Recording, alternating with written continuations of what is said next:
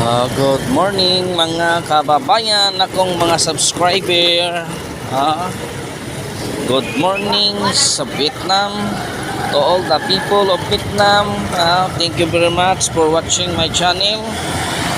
Thank you very much Oxybistan. Thank you very much for watching of my channel. I'm very happy while you are watching of my channel. If you are not subscribe to my channel, please subscribe and like and share my channel. Oxybistan, thank you very much. I appreciate your so you're very kind. And also Vietnamese, all the people of Vietnamese, thank you very much. And to all the people of the Philippines, thank you very much. And also to my subscriber, salamat sa inyo.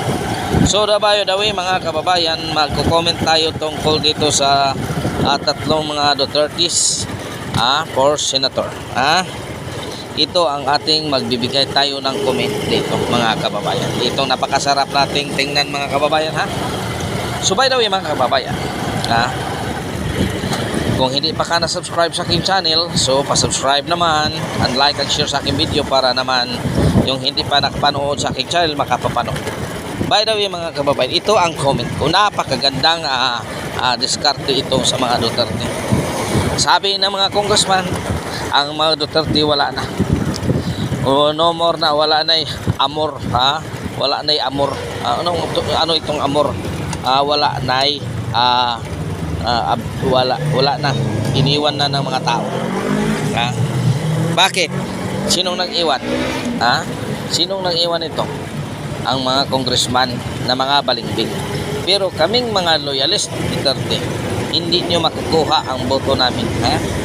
Kahit ilang pa, lahat pa ng congressman nasa administrasyon, pero hindi nila madadala ang boto namin. Alam at alam namin ang personal interest ninyong mga congressman. Alam at alam namin kung ano ang pakay ninyo. Hindi niyo makukuha ang boto namin sa administrasyon na ito. Yun ang totoo mga kababayan. So ito napakagandang strategy ng mga Duterte mga kababayan. Tingnan mo tatlo tatakbo. Ibig sabihin si President Duterte tatakbong senador, si Pulong Duterte tatakbong senador, at si Basti Duterte tatakbong senador. Si Inday Sara daw babalik sa pagka-mayor. Ito yung pinakamagandang strategy ng mga Duterte. Hindi. Pero ang administrasyon na ito nataranta. Tarantang-taranta. Bakit? Ito naman kung paano nila sisirain ang mga Duterte. Tatakbo sa senador. Ito na ang hinintay ninyo mga kababayan. Siraan sa mga Duterte habang tumataas at tumataas ang kalang ratings. Kaya wag na kayong magsira mga kababayan. Yun ang tingin mo. Sumabay na lang kayo sa Duterte kung anong plano namin sa mga Duterte. Sumabay na lang kayo. Yung mga bayaran vloggers continue kayo. Kunin nyo lahat ang pera. Kunin nyo lahat.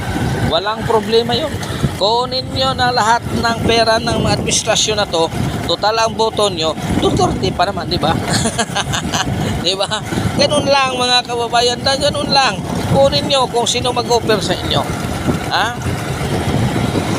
Ganun lang talaga mga kababayan. Weather lang, Weather lang mga kababayan. Maraming salamat mga kababayan. Hanggang dito na lang ang aking programa sa ating mga kababayan. Maraming salamat. God is good all the time. God is good. Pit Senyor kaninyong tanan mga kababayan.